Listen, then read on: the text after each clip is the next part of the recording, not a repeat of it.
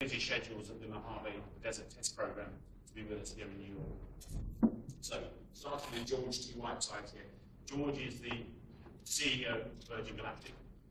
He has a very accomplished history within this field, and in fact, held the previously very impressive title of Chief of Staff at NASA. Next to George, Mike Moses, Vice President of Operations at Virgin Galactic. He will oversee the planning and execution of all the Virgin Galactic missions. And then Mike Suchi, known as Such, who is a highly regarded test pilot for the Spaceline program with years of flight experience, which he'll articulate himself a bit later. But what better way to hear a story than the words of the storyteller? So I'm now going to hand over to these guys to give their impression of this partnership with the Virgin Galactic program. Thank you very much. Thanks, Mark. Pleasure to be with you all. It's funny. I'll go off the script for a second and say, we'd like to think of ourselves as a high technology company. But after sitting through your presentation today, I realized that just how much amazing technology is in store for Jaguar Land Rover, and we're so excited to be here, to be partnering, because we connect on so many different levels. And I just want to tell you a little bit about Virgin Galactic today, and about our vehicles and about our missions, and also a little bit about why we're so excited about this partnership. So our company was founded to dramatically open access to space. Our intention is to make it safer, more affordable, more accessible, and open to everyone. Now, this has been a big challenge, but it's a challenge that Virgin has welcomed, as it has welcomed other big challenges. And we pursued this with determination, milestone by milestone, advancing to the point that we are now very happy to be close to the start of commercial operations. Thanks to an elegant, proven, and uniquely fit-for-purpose design, our vehicles are now built and flying. But not only that, the world's first purpose-built commercial spaceport is now ready in southern New Mexico, Spaceport America, as are 700 customers who are now fully paid up and waiting and ready to travel with us. Most exciting of all, we look forward to flying Richard Branson and his children, Sam and Holly, before the end of this year.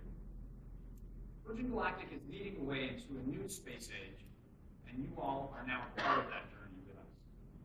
We believe our mission is to create the world's first commercial space line, and we're doing that because we believe that space matters. The government-controlled activities in space over the last half-decade and last 50 years have reaped enormous benefits for the world.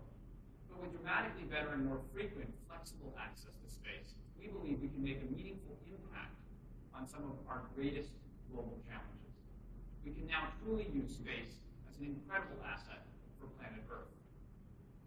Let me now just spend a minute on why we believe our partnership with Land Rover is so important to meeting our goals.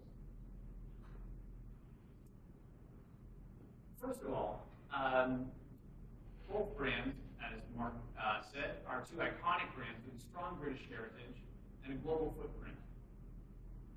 Both brands also embody a very rare and true pioneering spirit of adventure. Both are underpinned by technical innovation, by a passion for safety, and both have recognized leadership positions in their respective fields.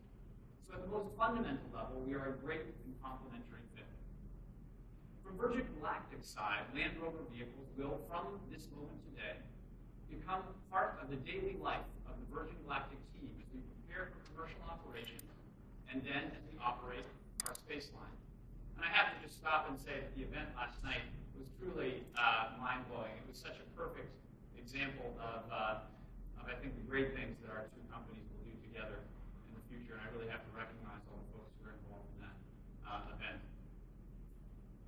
Land Rover vehicles will also be pivotal in the lives of our future astronauts as they prepare for their personal space experience, from the moment that they arrive in New Mexico for training to the moment in the early morning of that fateful day when they depart the magnificent spaceport building with a short drive to their waiting spaceship and the journey of a lifetime. And both Land Rover and Virgin share a commitment to iconic design driven by engineering excellence and an ambition to push the boundaries of travel for the next generation. We both have big dreams and very real ambitions to open space for the betterment of life here on Earth in ways that are currently unimaginable. We have to do all this in a step-by-step fashion, but the steps can be bolder and the strides can be longer with the right partners by our side. It is very exciting for me personally to imagine the potential benefit there can be to both parties, even from an informal meeting of the great minds in design and engineering that created this great car, and of course the folks who are designing our spaceship. Both Land Rover and Virgin Galactic realized and actively embraced the responsibility and the necessity to inspire the next generation of students who will pursue science and engineering careers. Without a constant flow of inspired and talented young people, our dreams will remain just that, dreams. And Virgin Galactic, our customers, have taken the lead with our help, created a new organization which will work actively to create opportunities in science, technology, and engineering education for young people around the world and to promote the necessary skills in students through education and entrepreneurship using the inspiration of space. It's a great example of business as a force for good, and that doing good can really be good for business. We're excited to explore with Land Rover how we can share and combine our educational initiatives over the coming years and make them more powerful and longer lasting. So that's all for me, and now I'd love to turn it over to someone who knows a thing or two about space, and that's our Vice President of Operations, Mike Russell. Thanks, George.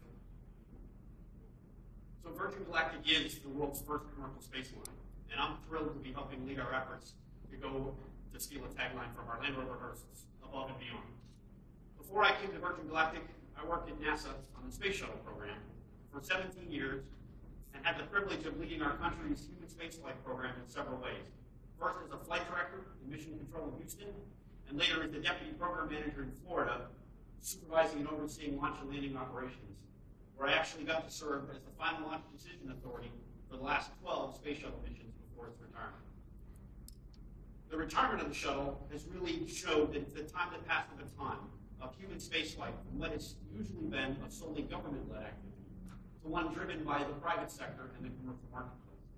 At Virgin Galactic, we are taking those hard-won lessons of human spaceflight and creating a very robust and safe way to bring the spaceflight experience to everyone. To steal another tagline, a new age of discovery in spaceflight. As a Virgin Galactic astronaut, let me tell you just a little bit about what your journey will be like. You'll start your journey in New Mexico at Spaceport America, our beautiful facility, as George mentioned, purpose-built for our operations. You'll arrive several days before your mission to train and prepare. We'll do this to make sure you're ready to handle the adventure and the experience that you're about to go on. On the morning of launch, you'll walk out and board Spaceship 2, which you saw on the deck of the Intrepid last night. It'll be mated to the White Knight 2 carrier aircraft, which will carry you up to 50,000 feet in altitude before releasing the spaceship. It'll drop for a few seconds, light the rocket motor, and Spaceship will stand on its tail for what is a Mach 3 ride straight up, a rocket ride you won't soon forget. Once the motor cuts off, you're in weightlessness. You unbuckle from your seat, you're free to float around the cabin. Look out the window, see the blue curvature of the Earth below you, the black sky of space above you. Looking out that window, another experience you won't soon forget. In fact, astronauts returning from space tell us that's the #1 thing that changes their perspective on life on Earth forever. Seeing the world from above, as fragile as it is a unique experience that we're going to offer to more people that have gone before. After several minutes, you'll return to your seat, strap in, come back in for a glided landing on the runway you just took off from about an hour and a half beforehand. And with that, you've just completed an amazing journey to space and back. A dream come true. At Virgin Galactic, our mission is to turn people's dreams into reality, and those realities are happening right now. As you see in the video playing, flight testing is underway currently today at our test facility in California's Mojave Desert. And we're soon ready to move into our base of operations in Spaceport America on a permanent basis. It takes a real team of dedicated people in a high-performing environment to pull off these tasks. You need designers, builders, and engineers on a factory floor, making spaceships from carbon fiber and drawings. You need mechanics and technicians and crew chiefs in the hangar, preparing and servicing the vehicles for flight. And in the cockpit, you need world-class pilots ready to fly above and beyond the atmosphere. We have one of those pilots with us today. I'll turn it over to him now. I'd like to introduce Michael Masucci, who goes by the call sign of Succi. Thanks, Mike. It's a pleasure to be with you guys here today. I'm very fortunate to be one of the several Virgin Galactic pilots in training for the White Knight 2 mothership and the Spaceship 2. As many civilian test pilots, I got my start with the military. I was fortunate enough to get my first engineering degree with the Air Force Academy and also start my flight training there. I immediately fell in love with all types of flying and the adventure that comes with the discovery with all those endeavors. And I carried that passion on after I left the military when I went into civilian flying. In over 30 years of flying, I've accumulated about 9,000 hours of flying time in about 80 different types of aircraft, including the F-16, the U-2, T-38, gliders, and Citation 10, among other aircraft as well. And sometimes you also get to have a little fun here on my first flight in a spaceship. They decided I needed a little baptism. That was actually a very cold day on me, but it felt great, let me tell you, because that was a dream of an airplane to go fly for the first time.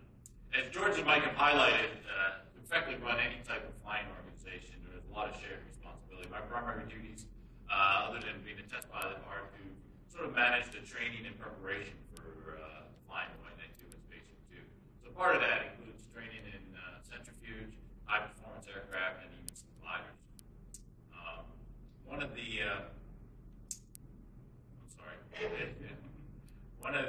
great things about being a pilot, and especially a test pilot, is that other than the freedom it affords an individual when you can fly aircraft, it's the privilege I have to fly some of the cutting-edge machines and flying craft that are out there. And I realize when I do that, though, I take the passion and aspirations of every design engineer, production supervisor, maintenance personnel, supplier, and sales team, front office team, basically anybody that has anything to do with touching that vehicle and getting it out there. I take that with them when I go out there. So many times we become the face of the customer because we get to test fly these great machines, but I fully realize the effort that it took to get them out on the track in the first place.